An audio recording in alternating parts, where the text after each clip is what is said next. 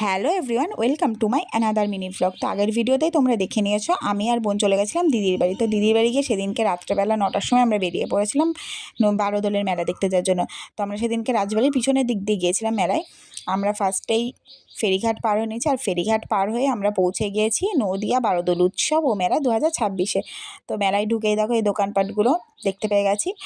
আর মেলায় ঢুকেই আমি আর দিদি বাদে জামাইবু, আমার বোন, দিদির ছেলে ও মেয়ে, চারজনা মিলে এই রাইডটায় উঠে পড়েছিল। আর আমি আর দিদি ততক্ষণে চলে গেছিলাম সুনামি রাইডে। এটা দেখো কেমন সবাই চেঁচাচ্ছে।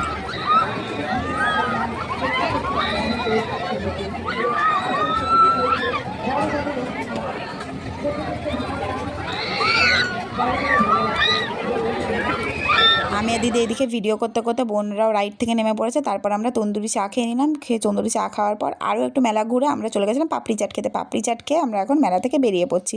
আর বাইরের এই দোকানটা আমার খুব ভালো লেগেছে। কেমন লাগলো ভিডিওটা?